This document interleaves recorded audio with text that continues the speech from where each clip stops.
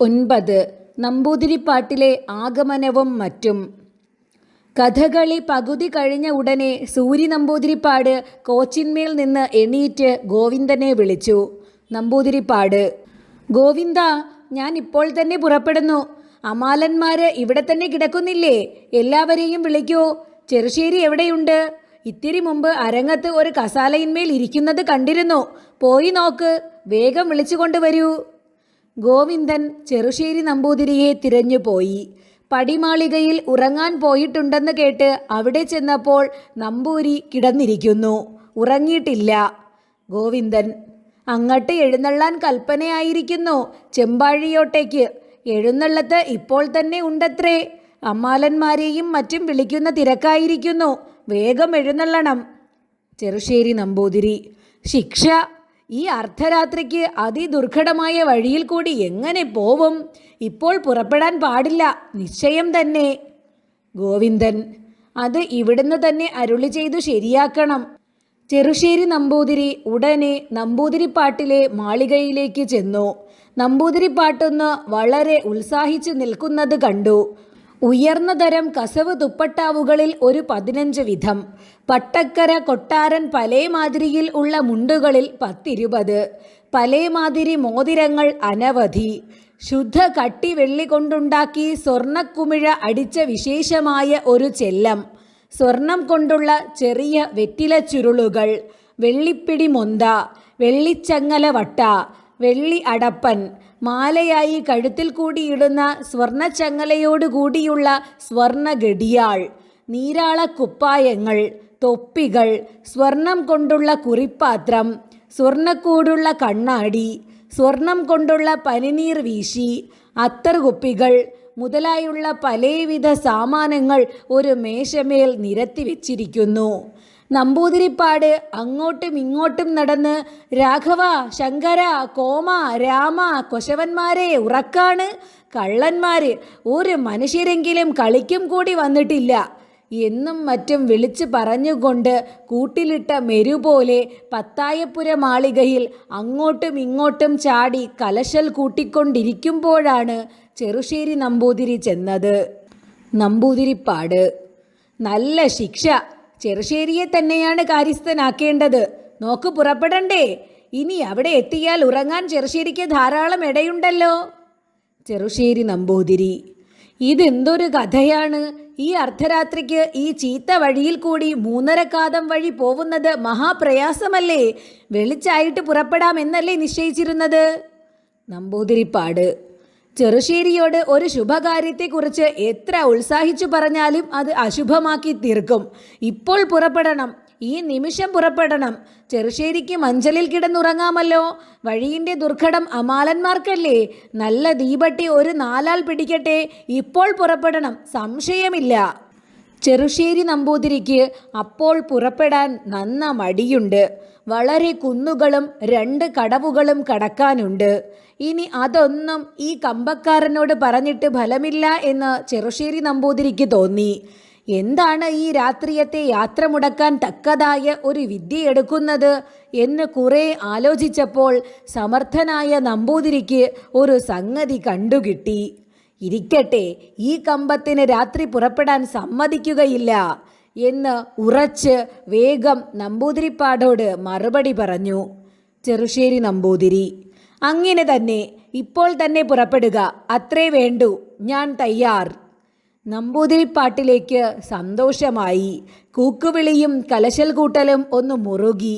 ചെണ്ടയും മദ്ദളവും മുറ്റത്ത് വെച്ച് അടിച്ചു പൊളിക്കുന്നതിൻ്റെ ഇടയിൽ അന്യോന്യം വിളിച്ചാലും പറഞ്ഞാലും കേൾക്കാൻ ബഹുപ്രയാസം. എങ്കിലും ആ സമയം പത്തായപ്പുര മാളികയിൽ നിന്ന് ഇങ്ങോട്ടും മാളികയിലേക്ക് അങ്ങോട്ടും വാലിയക്കാരും കാര്യസ്ഥന്മാരും യാത്രയ്ക്ക് ഒരുക്കാൻ ഓടുന്നതും ചാടുന്നതും കണ്ടാൽ മനക്കെങ്ങാണ്ട് തീ പിടിച്ചിട്ടോ എന്ന് കാണുന്നവര് ശങ്കിക്കും. അങ്ങനെ ഇരിക്കുമ്പോൾ ചെറുശ്ശേരി നമ്പൂതിരി ഈ വിശേഷ സാമാനങ്ങൾ മേശമേൽ വെച്ചത് നോക്കാൻ അടുത്തു ചെന്നു. നമ്പൂതിരിപ്പാട്ടിലേക്ക് ഇത് ബഹു സന്തോഷമായി. തൻ്റെ തുപ്പട്ടകളെയും ആഭരണങ്ങളെയും ചെല്ലപ്പെട്ടികളെയും മറ്റും കുറിച്ച് ആരെങ്കിലും കണ്ട് ആശ്ചര്യപ്പെടുന്നതും സ്തുതിക്കുന്നതും എല്ലായ്പ്പോഴും ഇദ്ദേഹത്തിന് ബഹുസന്തോഷവും തൃപ്തികരവുമായിരുന്നു. നമ്പൂതിരിപ്പാട്: ചെറുശ്ശേരി അത് നോക്കൂ, ആ വെള്ളിച്ചെല്ലം. ഇത് മുമ്പ് ചെറുശ്ശേരി കണ്ടിട്ടില്ലെന്ന് തോന്നുന്നു. 1000 പ്രാവശ്യം ചെറുശ്ശേരി ഈ ചെല്ലം കണ്ടിട്ടുണ്ട് എങ്കിലും. ചെറുശ്ശേരി നമ്പൂതിരി: എനിക്ക് കണ്ടതായി നല്ല ഓർമ്മ തോന്നുന്നില്ല. പണി വിശേഷം തന്നെ. ഈ ദിക്കിൽ പണിയെടുത്തതോ? ചെല്ലം യഥാർത്ഥത്തിൽ അവിടെ സമീപം ഒരു തട്ടാൻ പണിയെടുത്തതാണ്. അത് ചെറുശ്ശേരി അറിയും. എങ്കിലും താൻ ചെയ്ത ചോദ്യം നമ്പൂതിരിപ്പാട്ടിലേക്ക് ബഹുസന്തോഷകരമായിരിക്കുമെന്ന് വിചാരിച്ച് ചോദിച്ചതായിരുന്നു. നമ്പൂതിരിപ്പാട്: അല്ല, ഇവിടെ പണിയെടുത്തതല്ല. ഈ ദിക്കിൽ ഇങ്ങനെ ആർ പണിയെടുക്കും? മൈസൂർക്കാരൻ ഒരു മുതല എനിക്ക് സമ്മാനമായി തന്നതാണ് മലവാരം പാട്ടത്തിന് കൊടുത്തപ്പോൾ. ചെറുശ്ശേരി നമ്പൂതിരി: മൈസൂർക്കാരൻ ഒരു മുതലയോ? നമ്പൂതിരിപ്പാട്: അതെ, ഒരു മുതല. മുതലയെന്നാണ് അവനെ പറയാറ്. ചെറുശ്ശേരി നമ്പൂതിരി: മുതലിയാറായിരിക്കും. നമ്പൂതിരിപ്പാട്: മുസലിയാര് എന്ന് പറയും. ആ മീതെ വച്ച തുപ്പട്ട ഒന്ന് നോക്കൂ, ബഹുവിശേഷമാണ്. ബംഗ്രാസ എന്ന് പറയുന്ന ദിക്കിലുണ്ടാക്കുന്നതാണ്. ബഹു വിലപിടിച്ചതാണ്. എനിക്ക് അത് മേഘദന്തൻ എന്ന പേരായി ഏലമല പാട്ടത്തിന് വാങ്ങിയ ഒരു സായിപ്പ് നെയ്യിച്ച് വരുത്തി തന്നതാണ്. ചെറുശ്ശേരി തുപ്പട്ടയെടുത്ത് നോക്കി ആശ്ചര്യഭാവത്തോടെ. ചെറുശ്ശേരി നമ്പൂതിരി: ഇത് എവിടെ നെയ്യുന്നതാണെന്നാണ് പറഞ്ഞത്? നമ്പൂതിരിപ്പാട്: ബംഗ്രാസ എന്ന് പറയുന്ന രാജ്യത്ത്. ചെറുശ്ശേരി നമ്പൂതിരി: ആ രാജ്യം എവിടെയാ? നമ്പൂതിരിപ്പാട്: അത് വിലാത്തിയിൽ നിന്ന് പിന്നെയും ഒരു 10,000 നാഴിക തെക്കു പടിഞ്ഞാറാണത്രേ. ആ ദിക്കിൽ 6 മാസം പകലും 6 മാസം രാത്രിയുമാണെന്ന് മേഘദന്തൻ എന്നോട് പറഞ്ഞു. തുപ്പട്ട നോക്കി വെച്ച ശേഷം ചെറുശ്ശേരി പതുക്കെ സ്വർണ്ണ കണ്ണാടിയെടുത്ത് അത്യാശ്ചര്യഭാവത്തോടെ നോക്കി. വിശേഷമായ കണ്ണാടി എന്ന് പറഞ്ഞു. നമ്പൂതിരിപ്പാട്: അത് കൊച്ചി ഇളയരാജാവ് തൃശ്ശൂരിൽ വെച്ച് കഴിഞ്ഞ കൊല്ലം പൂരത്തൊന്നാൾ എനിക്ക് സമ്മാനമായി തന്നതാണ്. കഴിഞ്ഞ കൊല്ലം പൂരത്തിന് നമ്പൂതിരിപ്പാട് പോയിട്ടില്ലെന്ന് ചെറുശ്ശേരിക്ക് നല്ല ഓർമ്മയുണ്ട്. ചെറുശ്ശേരി നമ്പൂതിരി: വിശേഷമായ കണ്ണാടി തന്നെ എന്ന് പറഞ്ഞ് കണ്ണാടി അവിടെ വെച്ചു. കൈകൊണ്ട് തൻ്റെ താടി ഒന്ന് തടവി മന്ദഹാസം ചെയ്തു. നമ്പൂതിരിപ്പാട്: എന്താണ് ചെറുശ്ശേരി ഒന്ന് ചിരിച്ചത്? ചെറുശ്ശേരി നമ്പൂതിരി: വിശേഷിച്ചൊന്നുമല്ല. നമ്പൂതിരിപ്പാട്: ഹേ, പറയൂ, എന്താണ് ചിരിച്ചത്? പറയൂ പറയൂ.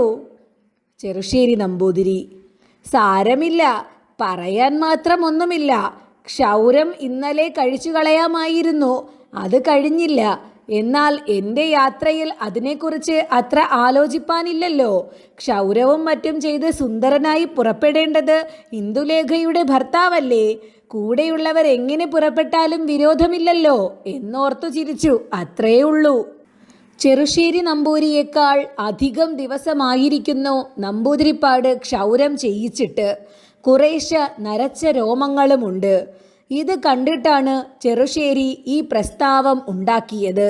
നമ്പൂതിരിപ്പാട് ഉടനെ കണ്ണാടിയെടുത്ത് നോക്കി. നമ്പൂതിരിപ്പാട്: അല്ല, ശിക്ഷ. കാര്യം ശുദ്ധ കമ്പം തന്നെ.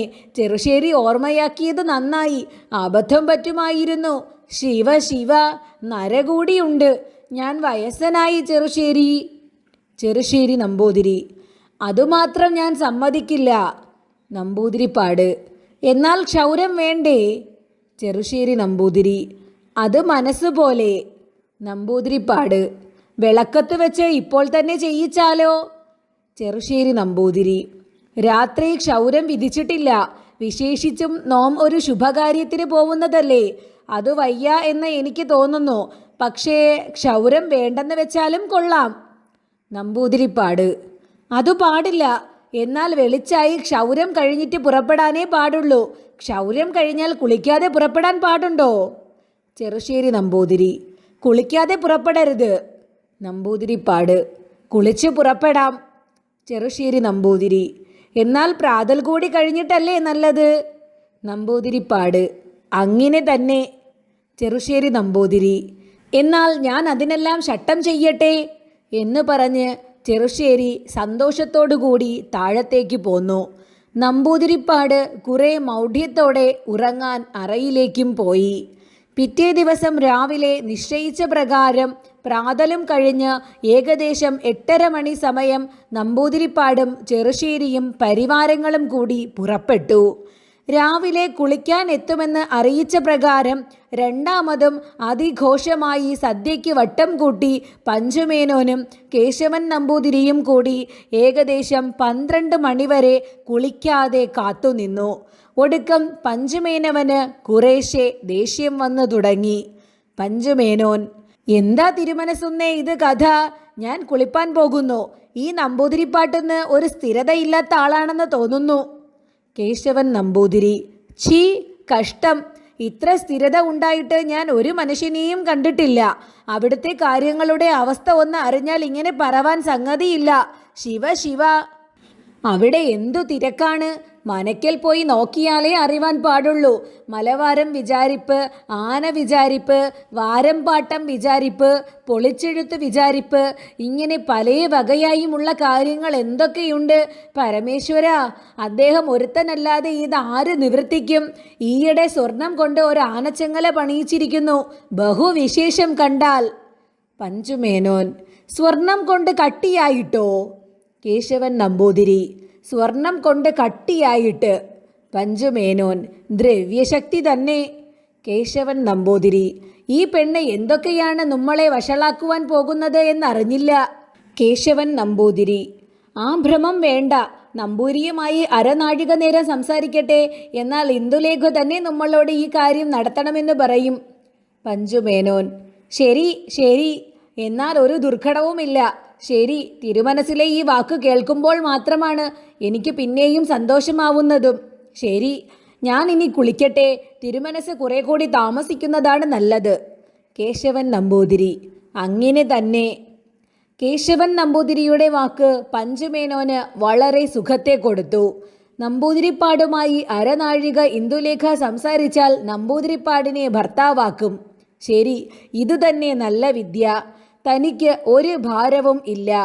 തനിക്കും കേശവൻ നമ്പൂരിക്കും ഈ കാര്യം നടത്തണമെന്ന് താൽപ്പര്യം. പെണ്ണിന് അല്പം ശാഠ്യം. അത് നമ്പൂരിപ്പാടുമായി കണ്ടാൽ തീരും എന്ന് തീർച്ചയായി കേശവൻ നമ്പൂതിരി പറഞ്ഞു. അതുകൊണ്ട് എഴുത്തയച്ച് ശാഠ്യം കളഞ്ഞ് ഭാര്യയാക്കിയെടുത്തോട്ടെ. ശാഠ്യം തീർന്നില്ലെങ്കിൽ തനിക്ക് ഉത്തരവാദിത്വം ഒന്നുമില്ല. നമ്പൂതിരിപ്പാട് കൊള്ളരുതാഞ്ഞിട്ട് ശാഠ്യം തീർന്നില്ലെന്ന് താൻ പറയും. അല്ലാതെ എന്ത്? മാധവന് ഈ പെണ്ണിനെ കൊടുക്കയില്ലെന്നാണ് താൻ സത്യം ചെയ്തത്. നമ്പൂതിരിപ്പാട്ടിലേക്ക് കൊടുക്കുമെന്ന് സത്യം ചെയ്തിട്ടില്ല. നമ്പൂതിരിപ്പാട്ടിലേക്ക് സാധിക്കുമെങ്കിൽ അയാൾ ഭാര്യയാക്കിക്കോട്ടെ. ഇല്ലെങ്കിൽ വേറെ ആളെ അന്വേഷിക്കണം. അല്ലാതെ എന്താണ്? ഇങ്ങനെയായിരുന്നു പഞ്ചുമേനോൻ കുളിപ്പാൻ പോവുമ്പോൾ മനസ്സുകൊണ്ട് വിചാരിച്ചതും സന്തോഷത്തോടുകൂടി ഉറച്ചതും. എന്നാൽ കേശവൻ നമ്പൂതിരിയോട് ഒന്നുകൂടി ഇതിനെക്കുറിച്ച് പറഞ്ഞ് വെളിവായി ധരിപ്പിക്കണം. എന്നാലേ തീർച്ചയാവുള്ളൂ എന്ന് വിചാരിച്ച് പല്ലുതേപ്പ് കഴിഞ്ഞ ഉടനെ മടങ്ങി പൂമുഖത്തേക്ക് തന്നെ വന്നു. കേശവൻ നമ്പൂതിരി പട്ടിണി കിടന്ന് പല്ലിളിഞ്ഞ് ഇരിക്കുന്നത് കണ്ടു. കേശവൻ നമ്പൂതിരി: എന്താണ് കുളിക്കാതെ മടങ്ങിയത്? പഞ്ചുമേനോൻ: ഒന്നുമില്ല. നേരത്തെ പറഞ്ഞ കാര്യത്തിൽ എനിക്ക് ഒന്നുകൂടി പറവാനുണ്ട്. അടിയന്തിരമായി ഗോവിന്ദൻകുട്ടിയോട് ഒന്ന് പറവാനുണ്ട്. ഗോവിന്ദൻകുട്ടി മേനോനെ വിളിച്ച് അടുക്കെ നിർത്തി. പഞ്ചുമേനോൻ: കുട്ടനോട് ഞാൻ ഇന്നലെ ഇന്ദുലേഖയുടെ ഒരു സംബന്ധത്തെക്കുറിച്ച് പറഞ്ഞില്ലേ? അതിൻ്റെ കാര്യം കൊണ്ട് കേശവൻ നമ്പൂരിയോട് നിന്റെ മുമ്പാകെ എനിക്ക് ഒന്നുകൂടി പറവാനുണ്ട്. ഇന്ദുലേഖയെ ഞാൻ മാധവന് കൊടുക്കുകയില്ലെന്ന് മാത്രമേ സത്യം ചെയ്തിട്ടുള്ളൂ. നമ്പൂതിരിപ്പാട്ടിലേക്ക് കൊടുക്കുമെന്ന് ഞാൻ പറഞ്ഞിട്ടില്ല. നമ്പൂതിരിപ്പാട്ടിന് വന്നു കണ്ട് അവൾക്ക് ബോധ്യപ്പെട്ടാൽ മാത്രം ഈ സംബന്ധം നടത്തുന്നതല്ലാതെ ഇന്ദുലേഖയുടെ മനസ്സിന് വിരോധമായി നമ്പൂതിരിപ്പാടെ കൊണ്ട് തന്നെ സംബന്ധം നടത്താൻ ഞാൻ ആളല്ലെന്ന് മുമ്പേ തന്നെ ഞാൻ കേശവൻ നമ്പൂരിയെ അറിയിച്ചിട്ടുള്ളതാണ്. അതുകൊണ്ട് കാര്യം നടന്നില്ലെങ്കിൽ ഞാൻ നമ്പൂതിരിപ്പാട്ടിലേക്ക് ഉത്തരവാദിയല്ലേ? ഇത് ഞാൻ ഇപ്പോൾ തന്നെ പറയുന്നു. കുട്ടൻ്റെ മുമ്പാകെ പറയുന്നു. കേശവൻ നമ്പൂതിരി: സകലതിനും ഞാൻ ഉത്തരവാദി. നമ്പൂതിരിപ്പാട് ഇവിടെ എത്തേണ്ട താമസം അത്രേ എനിക്ക് തോന്നിയിട്ടുള്ളൂ. ഇങ്ങനെ പറഞ്ഞത് കേട്ട് സന്തോഷത്തോടുകൂടി വൃദ്ധൻ പിന്നെയും കുളിപ്പാൻ പോയി. ഗോവിന്ദൻകുട്ടി മേനോൻ കേശവൻ നമ്പൂതിരിയോട്, നേരം 1:30 മണിയായല്ലോ, എന്തിനാണ് തിരുമനസിനിങ്ങനെ പട്ടിണി കിടക്കുന്നത്? കേശവൻ നമ്പൂതിരി, ഇല്ല, ഇപ്പോഴെത്തും, അതാ കേൾക്കുന്നു ഒരു മൂളക്കം, ഇല്ലേ? ഗോവിന്ദൻകുട്ടി മേനോൻ, ഉണ്ട് എന്ന് പറഞ്ഞ് ഗോവിന്ദൻകുട്ടി മേനോൻ അകത്തേക്ക് പോയി. അപ്പോൾ അവിടെ ഉണ്ടായ ഒരു ഘോഷത്തെക്കുറിച്ച് പറയുവാൻ പ്രയാസം. പല്ലക്കിന് 8 ആൾ, മഞ്ചലിന് 6 ആൾ, എടുത്തു വരുന്നവരും മാറ്റിക്കൊടുപ്പാൻ ഒന്നിച്ചു നടക്കുന്നവരും ഒന്നായിട്ട് മൂളണം എന്നാണ് കൽപ്പന. 14 പേർ കൂടി ഒരു ശബ്ദത്തിൽ മൂളാൻ. 2-4 ആൾ മുമ്പിൽ നിന്ന് ഹേ ഹൂ ഫോ ഫോ ഹൂ ഹൂ എന്ന ചില ശബ്ദങ്ങൾ. ഈ നിലവിളി നമ്പൂതിരിപ്പാട്ടിലേക്കുള്ള രാജചിഹ്നമാണത്രേ. ഇങ്ങനെ ഘോഷത്തോടു കൂടിയാണ് പല്ലക്ക് മുറ്റത്തെത്തിയത്. ചെറുശ്ശേരി നമ്പൂതിരി പടിക്കൽ നിന്ന് തന്നെ മഞ്ചലിൽ നിന്ന് ഇറങ്ങി. എങ്കിലും ആ മഞ്ചൽക്കാരും മുറ്റത്തോളം മൂളിക്കൊണ്ട് തന്നെ വന്നു. പഞ്ചുമേനോന്റെ തറവാട്ട് വീട്ടിലും സ്വന്തം മാളികയിലും താമസിക്കുന്ന ആബാലവൃദ്ധം ഇന്ദുലേഖയും ഗോവിന്ദൻകുട്ടി മേനോനും ഒഴികെ ഒരു പടയോ മറ്റോ വരുമ്പോൾ ഉള്ള തിരക്കുപോലെ തിരക്കി. ഓരോ ദിക്കിൽ ഓരോരുത്തർക്ക് കഴിയും പോലെയും കിട്ടും പോലെയുമുള്ള സ്ഥലത്തു നിന്ന് കണ്ണു പറിക്കാതെ ഈ വരവ് നോക്കിത്തന്നെ നിന്നുപോയി. വീട്ടിലുള്ള സ്ത്രീകൾ മാളികകളുടെ മുകളിലുള്ള ജാലകങ്ങളിൽ കൂടി തിക്കിത്തിരക്കിയിട്ട് അങ്ങനെ പുരുഷന്മാർ യജമാനന്മാർ സകലവും ബന്ധപ്പെട്ട് ഉണ്ണാതെ എതിരേൽക്കാൻ വന്നു. പഞ്ചുമേനോനെ മുൻനിർത്തി പൂമുഖത്ത് ഒരു തിരക്ക്. കേശവൻ നമ്പൂരി എതിരേറ്റ് പല്ലക്കിൽ നിന്ന് ഇറക്കുവാൻ മുറ്റത്ത് ഇറങ്ങി നിന്നുകൊണ്ട് കാര്യസ്ഥന്മാർ, ഭൃത്യവർഗങ്ങൾ, മുറ്റത്ത് തിക്കിയും തിരക്കിയും അടുക്കളപ്പണിക്കാർ, അടുക്കളയിലെ ജാലകങ്ങളിൽ കൂടിയും ചുവരിലുള്ള ചില ദ്വാരങ്ങളിൽ കൂടിയും കണ്ണു മാത്രം പുറത്താക്കിയിട്ട് അങ്ങനെ വൃഷളിവർഗം ചില വാഴകൾ മറഞ്ഞിട്ടും വേലി മറഞ്ഞിട്ടും എത്തി നോക്കിക്കൊണ്ടും അങ്ങനെ ഈ ആഘോഷ ശബ്ദവും ആട്ടും വിളിയും കേട്ട് ഊട്ടുപുരയിൽ ഊണ് കഴിച്ച് വെയിൽ താണിട്ട് പുറപ്പെടാൻ നിശ്ചയിച്ച് കിടന്നുറങ്ങുന്ന വഴിയാത്രക്കാർ, ബ്രാഹ്മണർ ആസകലവും ഞെട്ടി ഉണർന്ന് ഓടി കൊളത്തുവക്കത്തും പടിയിലും കയറിയിരിക്കാൻ പാടുള്ള സകല സ്ഥലങ്ങളിലും വഴിക്കുടുമയും കെട്ടിക്കൊണ്ട് എന്നടാ ഇത്, ആരടാ ഇത്, ഭൂകമ്പമായിരിക്കേ ഇങ്ങനെ ചോദിച്ചും കൊണ്ട് ഒരു തിരക്ക് അങ്ങനെ. എന്ന് വേണ്ട ചെമ്പാഴിയോട്ട് പൂവള്ളി വീട്ടിന് സമീപവാസികളായ എല്ലാവരും ഭൂകമ്പമുണ്ടായാൽ എങ്ങനെയോ അതുപോലെ ഒന്ന് ഭ്രമിച്ചുപോയി. പല്ലക്ക് മുറ്റത്ത് എത്തിയ ഉടനെ കേശവൻ നമ്പൂരി അതിൻ്റെ വാതിൽ തുറന്നു. അപ്പോൾ അതിൽ നിന്ന് ഒരു സ്വർണ്ണ വിഗ്രഹം പുറത്തേക്ക് ചാടി. അതെ, സ്വർണ്ണ വിഗ്രഹം തന്നെ. തല മുഴുവൻ സ്വർണ്ണവർണ്ണ തൊപ്പി, ശരീരം മുഴുവൻ സ്വർണ്ണവർണ്ണ കുപ്പായം, ഉടുത്ത പട്ടക്കര മുഴുവൻ സ്വർണം, കാലിൽ സ്വർണ്ണക്കുമിഴുള്ള മെതിയടി, കൈവിരൽ 10ലും സ്വർണ്ണ മോതിരങ്ങൾ, പോരാത്തതിന് സർവം സ്വർണ്ണവർണ്ണമായ ഒരു തുപ്പട്ട കുപ്പായത്തിൻ്റെ മീതെ പൊതച്ചിട്ട് കയ്യിൽ കൂടെ കൂടെ നോക്കാൻ ചെറിയ ഒരു സ്വർണ്ണക്കൂട് കണ്ണാടി. സ്വർണം സ്വർണം സർവം സ്വർണം. 1:30 മണി വെയിലിൽ നമ്പൂതിരിപ്പാട് പല്ലക്കിൽ നിന്ന് ഇറങ്ങി നിന്നപ്പോൾ ഉണ്ടായ ഒരു പ്രഭയെക്കുറിച്ച് എന്താണ് പറയേണ്ടത്? ഇദ്ദേഹം നിന്നതിൻ്റെ സമീപം ഒരു കോൽ വൃത്തത്തിൽ വെയിൽ സ്വർണപ്രഭയായി മഞ്ഞളിച്ച് തോന്നി. ഇതെല്ലാം കണ്ട ക്ഷണത്തിൽ പഞ്ചുമേനോന്റെ മനസ്സിൽ തോന്നിയത്, ഓഹോ, കേശവൻ നമ്പൂരി പറഞ്ഞത് സൂക്ഷ്മം തന്നെ. ഇന്ദുലേഖ ഈ നമ്പൂതിരിയുടെ പിന്നാലെ ഓടും, സംശയമില്ല എന്നായിരുന്നു. പല്ലക്കിൽ നിന്ന് ഇറങ്ങിയ ഉടനെ അരനിമിഷ നേരം ഈ സ്വർണ്ണപ്പകിട്ടിൽ മനുഷ്യരുടെ കണ്ണ് ഒന്ന് മഞ്ഞളിച്ച് ആരും ഒന്നും പറയാതെ നിന്നുപോയി. തൻ്റെ വേഷം കണ്ട് എല്ലാവരും ഭ്രമിച്ചുപോയി എന്ന് നിശ്ചയിച്ച് നമ്പൂതിരിപ്പാട് വെറുതെ ആ വെയിലത്ത് തന്നെ അരനിമിഷം നിന്നു. വെറുതെ നിന്നു എന്ന് പറവാൻ പാടില്ല. പൂമുഖത്തെ വാതിലിൽ കൂടി ഇന്ദുലേഖ അവിടെ എങ്ങാനും വന്ന് നിൽക്കുന്നുണ്ടോ എന്നറിവാൻ 2-3 പ്രാവശ്യം എത്തി നോക്കുന്ന സമ്പ്രദായത്തിൽ താണു നോക്കി. ഉടനെ പഞ്ചുമേനോനും കേശവൻ നമ്പൂരിയും കൂടി കൈ താഴ്ത്തി വഴി കാണിച്ചും കൊണ്ട് ഈ സ്വർണ വിഗ്രഹത്തെ പൂമുഖത്തിലേക്ക് കൊണ്ടുപോയി അവിടെ തയ്യാറാക്കി വെച്ചിരുന്ന വലിയ ഒരു കസാലയിന്മേൽ ഇരുത്തി. നമ്പൂതിരിപ്പാട്: പഞ്ചുവേ, ഞാൻ കേട്ടറിയും. പഞ്ചുമേനോൻ: ഇവിടെ എഴുന്നള്ളിയത് അടിയന്റെ ഭാഗ്യം. നമ്പൂതിരിപ്പാട്: കറുത്തേടം ഇരിക്കൂ. ചെറുശ്ശേരി എവിടെ? ചെറുശ്ശേരി നമ്പൂതിരി: ഞാനിവിടെ ഉണ്ട്. നമ്പൂതിരിപ്പാട്: ഇരിക്കൂ ഇരിക്കൂ, വിരോധമില്ല, ഇരിക്കൂ, ഇരുന്നോളൂ. ചെറുശ്ശേരി നമ്പൂതിരി: ഇരിക്കാം. നമ്പൂതിരിപ്പാട്: എന്താണ് കറുത്തേടം ഇരിക്കാത്തത്? ഇരിക്കൂ. പഞ്ചുമേനോൻ: എഴുന്നള്ളത്ത് കുറെ വഴുകിയതിന് എന്തോ കാരണമെന്നറിഞ്ഞില്ല. അമേറത്ത് കഴിഞ്ഞിട്ടില്ലായിരിക്കാം. നമ്പൂതിരിപ്പാട്: കഴിഞ്ഞു, രാവിലെ കഴിഞ്ഞു. ഒരു മലവാരകാര്യ സംഗതിയാൽ വിചാരിച്ച പോലെ പുറപ്പെടാൻ സാധിച്ചില്ല. അസാരം വഴുകി പ്രാതൽ കഴിഞ്ഞു പുറപ്പെട്ടു. എന്താണ്, താടി കളയിച്ച മലവാര സംഗതിയോ എന്ന് ചെറുശ്ശേരി വിചാരിച്ച് ഉള്ളിൽ ചിരിച്ചു. പഞ്ചുമേനോൻ: കാര്യങ്ങളുടെ തിരക്കായിരിക്കുമെന്ന് അപ്പോൾ തന്നെ ഇവിടെ അടിയൻ ഓർത്തിരിക്കുന്നു. കേശവൻ നമ്പൂതിരി: ഞാൻ പറഞ്ഞില്ലേ. പഞ്ചുമേനോൻ: ഇനി നീരാട്ടുകുളിക്ക് താമസിക്കേണ്ട എന്ന് തോന്നുന്നു. പ്രാതലമറയത്തോ വളരെ നേരത്തെ കഴിഞ്ഞതല്ലേ. കേശവൻ നമ്പൂതിരി: കുളിക്കാൻ താമസമില്ലായിരിക്കും. നമ്പൂതിരിപ്പാട്: ഓഹോ, കറുത്തേടം കുളി കഴിഞ്ഞില്ലെന്ന് തോന്നുന്നു. കേശവൻ നമ്പൂരി: ഇല്ല. നമ്പൂതിരിപ്പാട്: എന്നാൽ ഇനി നോക്കു കുളിക്കാൻ പോവുക എന്നു പറഞ്ഞ് എല്ലാവരും കൂടി പുറപ്പെട്ടു. നമ്പൂതിരിപ്പാട് പൂമുഖത്ത് ഇരിക്കുന്ന മധ്യേ ഒരു 7-8 പ്രാവശ്യം അകത്തേക്ക് എത്തി നോക്കിയിരിക്കുന്നു. അപ്പോൾ കണ്ടതിൽ 1-2 ആളെ ഇന്ദുലേഖയാണോ എന്ന് ശങ്കിച്ചിട്ടുമുണ്ട്.